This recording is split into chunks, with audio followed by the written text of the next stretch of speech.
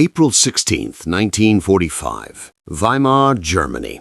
A housewife named Helga Schmidt, 43 years old, is told to report to the town square. American soldiers have ordered all adult civilians in Weimar to assemble. No exceptions.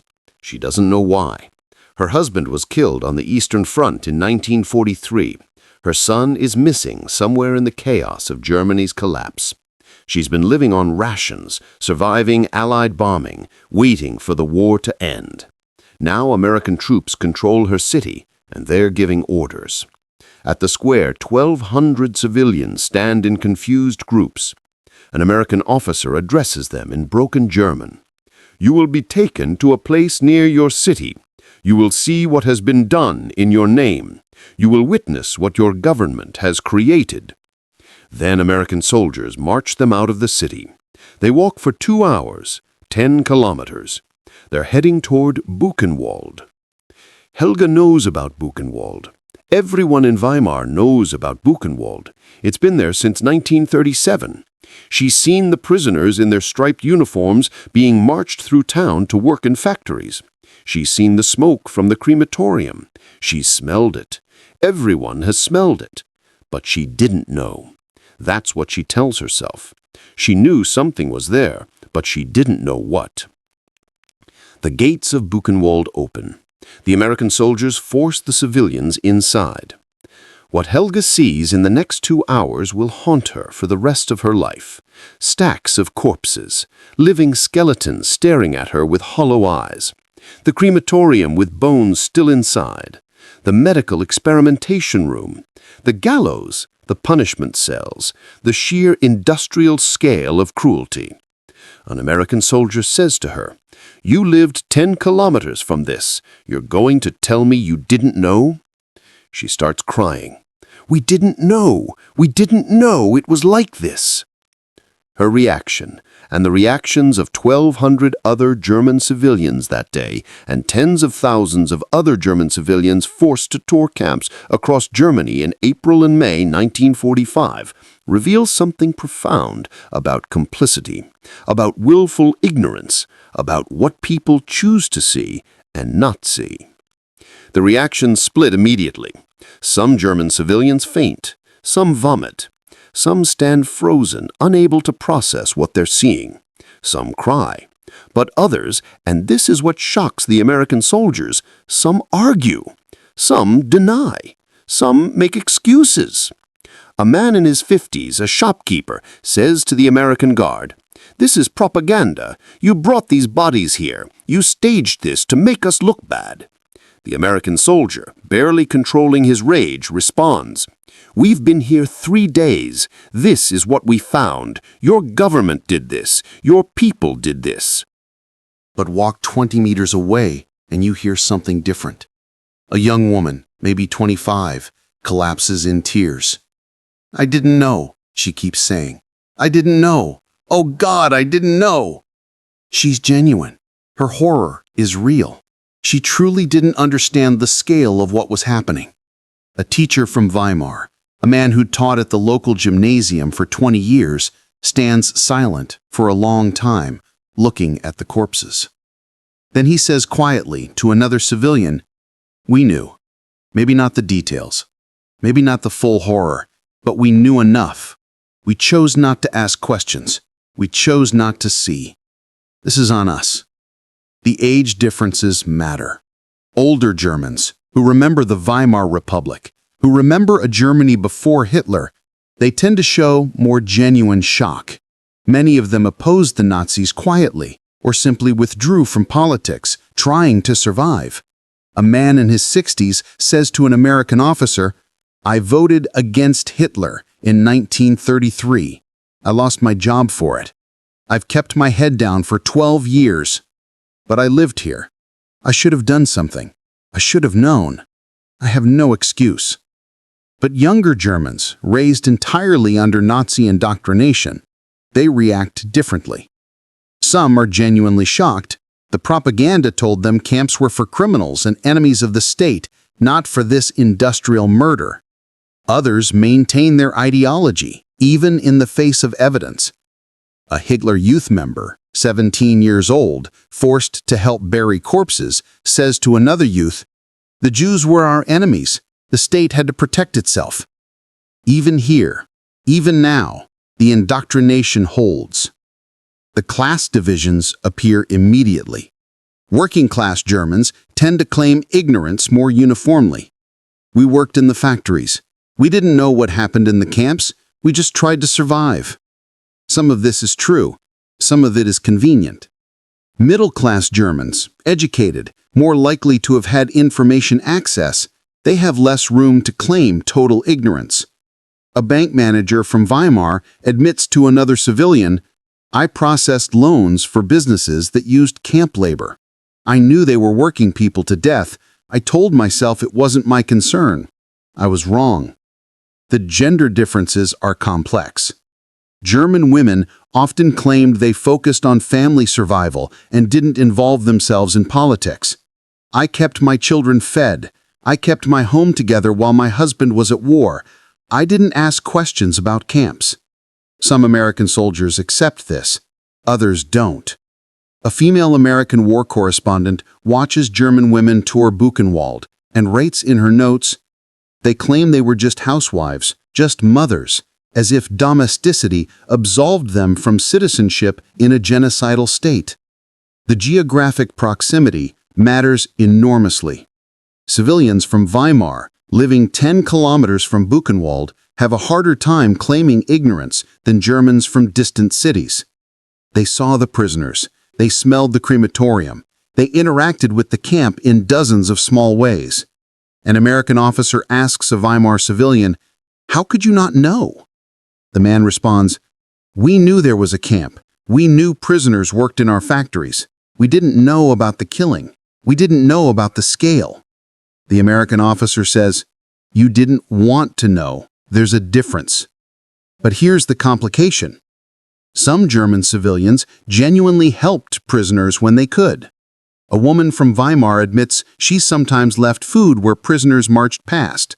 Small things, bread, potatoes. "I couldn't do more. If the SS saw me, I'd be arrested too." Did her small acts of kindness absolve her from living near genocide? No. But they complicate the picture. People are not simply guilty or innocent. They're human, and humans make complicated, contradictory choices under impossible circumstances. The immediate emotional reactions are raw and varied. Some Germans seem genuinely devastated. Others seem more concerned about Allied retribution than about the victims. A man asks an American soldier, "What will happen to us now? Will you put us in camps?" The soldier responds, "You're afraid of becoming what you did to others. Maybe you should be." As the civilians are marched back to Weimar that evening, they're silent. Some are crying. Some are in shock. Some are already constructing defenses, narratives that will protect their self-image. Helga Schmidt walks home to her empty apartment and sits in the dark. She doesn't eat. She doesn't sleep. She just sits, processing what she saw, trying to reconcile the Germany she thought she knew with the Germany that built Buchenwald. Living with Knowledge. May 1945. The war is over. Helga Schmidt returns to what passes for normal life in occupied Weimar. She still lives in her apartment. She still shops for food with ration cards. She still waits for news about her missing son. But everything is different now. She knows. The responses to knowledge split in ways that reveal something profound about human psychology, about guilt, about how people live with participating in or enabling atrocity. Some Germans face what they learned. Others spend the rest of their lives denying it. In the weeks after German civilians are forced to tour the camps, Allied authorities require them to attend screenings of footage from the camps. Newsreels show Buchenwald, Dachau, Bergen-Belsen. German civilians sit in darkened theaters and watch. Some cry. Some leave. Some sit stone-faced, refusing to react. An American psychological warfare officer reports, "We thought showing them the evidence would break through denial. For some, it does. For others, it hardens their defensive narratives." The generational responses diverge sharply.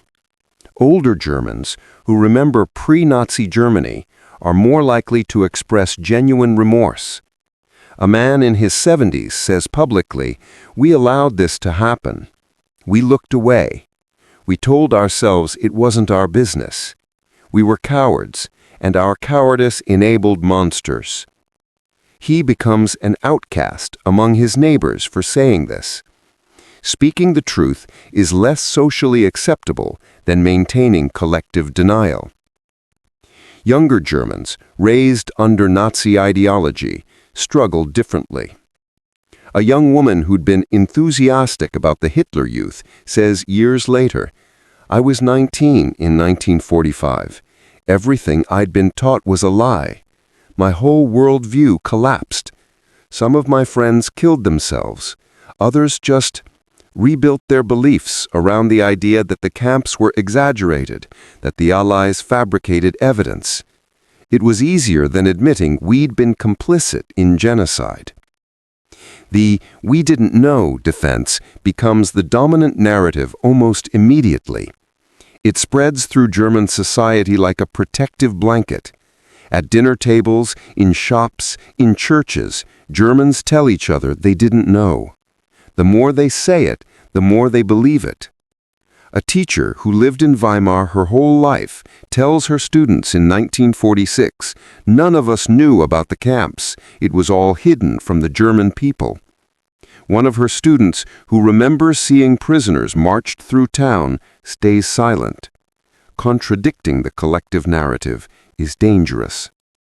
But some Germans can't maintain the denial. Helga Schmidt tries.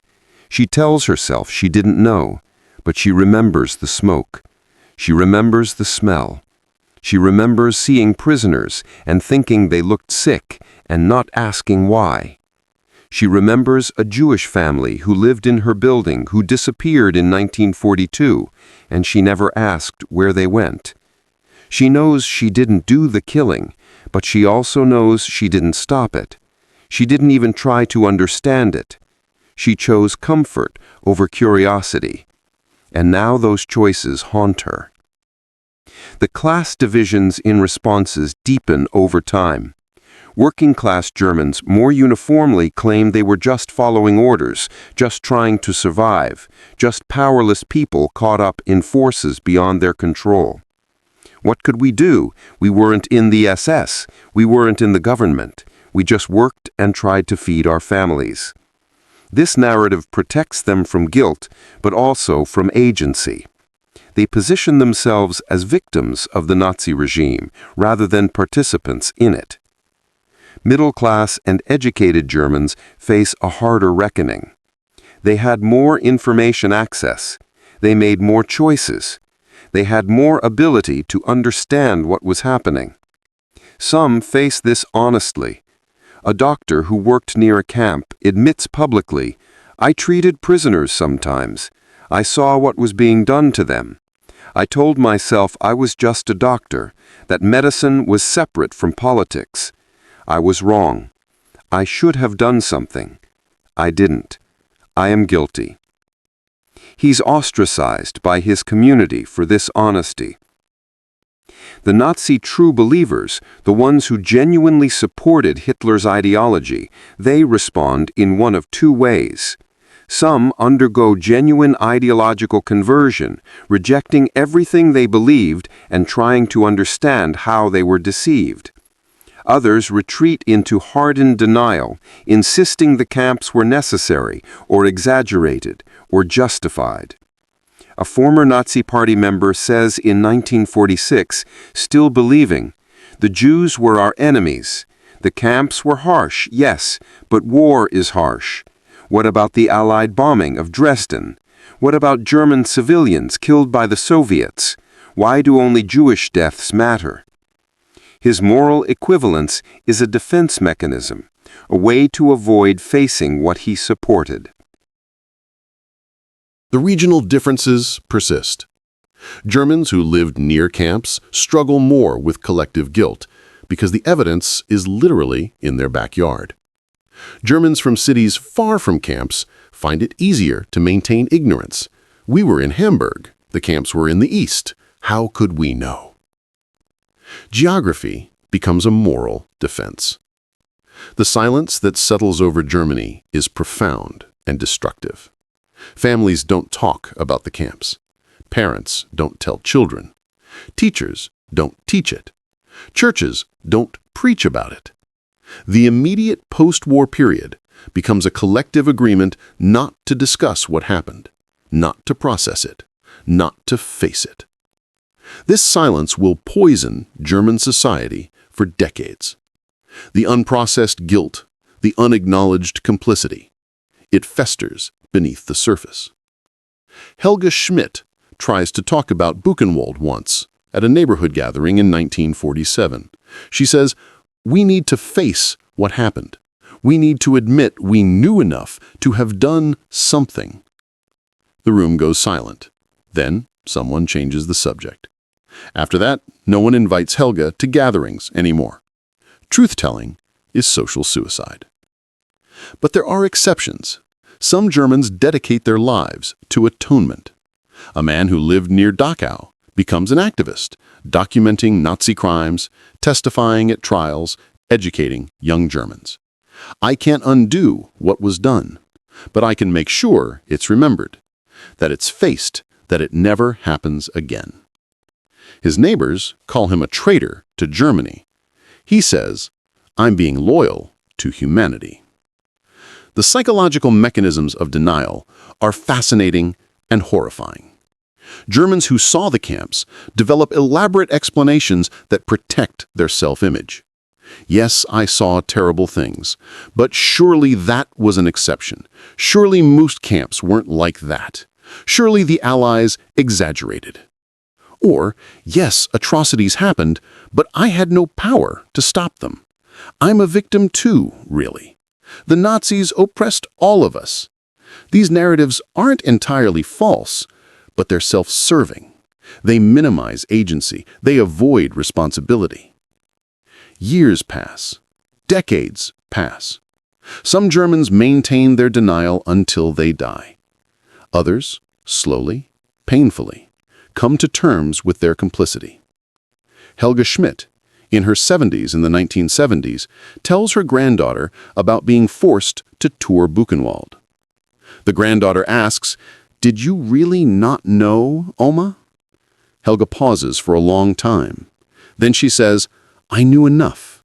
I didn't know the details, but I knew enough to have asked questions. I didn't. I was scared. I was focused on survival. I told myself it wasn't my concern. I was wrong. I'm sorry." It takes her 30 years to say that. What did German civilians say when they found out about the camps? In April 1945, they said, "We didn't know." They said, "This is propaganda." They said, "Oh God, what have we done?" They said, "What will happen to us now?" They said everything and nothing, reacting in ways that revealed their character, their courage, their cowardice, their capacity for denial. But what they said matters less than what they did next. Some Germans spent the rest of their lives in denial. Some faced their complicity. Some worked for justice. Some remained silent. The immediate reactions in April 1945 were varied and human. The long-term responses determined who they would become in the decades after. Germany's reckoning with the Holocaust didn't happen in April 1945 when civilians toured the camps. It happened slowly, incompletely, over decades, and in some corners of German society, it never happened at all. The lesson isn't that all Germans were monsters. It's that ordinary people, people who loved their families and went to church and worked hard, people who weren't uniquely evil, enabled genocide through passivity, through willful ignorance, through small compromises that added up to complicity. And when confronted with what they'd enabled, they reacted as humans react, with denial, with guilt, with rationalization, with horror, with everything in between. They were human, and that's the most terrifying thing of all.